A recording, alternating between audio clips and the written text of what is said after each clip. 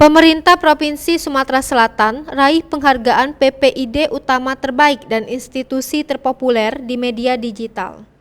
Berselang dalam hitungan hari setelah diterimanya penghargaan Top Pembina BUMD Terbaik 2021 dan penghargaan Abdi Bakti Tani 2021, pemerintah Provinsi Sumatera Selatan kembali mencatatkan prestasi kategori PPID Utama Terbaik dan kategori Institusi Terpopuler di Media Digital pada ajang Anugerah Humas Indonesia AHI 2021.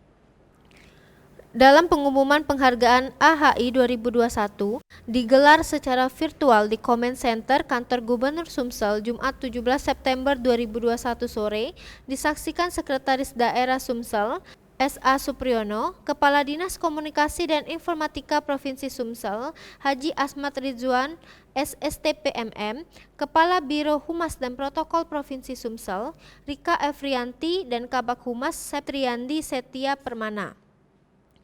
Terkait dengan diterimanya kedua penghargaan tersebut, Sekda S.A. Supriyono mengharapkan dengan diterimanya penghargaan dari AHI tahun 2021 akan menjadi pemacu kinerja jajaran Dinas Kominfo dan Biro Humas Protokol Setda Sumsel dalam penyebarluasan informasi pembangunan kepada masyarakat.